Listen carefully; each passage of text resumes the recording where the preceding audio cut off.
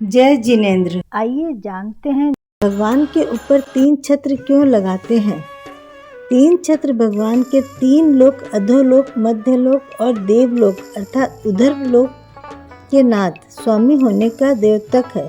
अर्थात 3 लोक पर जिनेंद्र प्रभु का एक छत्र राज्य हो गया है एवं 3 छत्र देखकर आत्मशक्ति को जागृत करने की प्रेरणा मिलती है।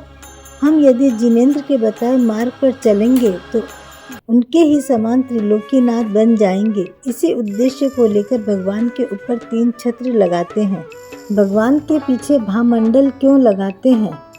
समूह शरण में भगवान के पीछे भामंडल होता है जिसमें भव्य जीवों को अपने 7 भावों का 3 अतीत के, 3 भविष्य के और 1 वर्तमान का अवलोकन होता है जो सम्यक में कारण बनता है। मंदिर में प्रतिमा के पीछे भामंडल लगाते हैं, उसके बीचों बीच एक कांच का शीशा लगाते हैं, उस पर दर्शन करने का प्रतिबिंब बनता है।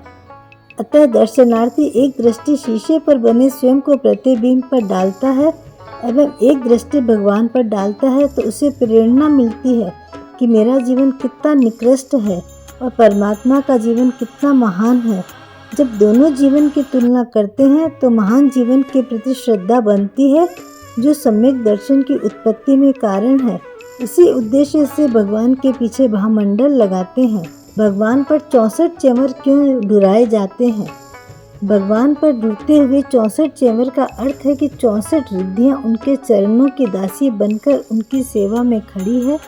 चंवर को देखने से प्रेरणा मिलती है कि हमें सांसारिक भौतिक संपदा के पीछे नहीं भागना चाहिए, क्योंकि उनके पीछे भागने से अर्थात रिद्धि के पीछे भागने से आत्मत्व की शाश्वत सुख की उपलब्धि नहीं हो, वरन आत्मिक साधना करने से सारी रिद्धियां, भौतिक संपदाएं स्वतः हमारे चरणों में आ जाएंगी।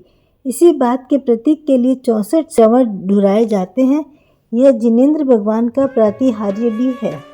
जय जिनेंद्र।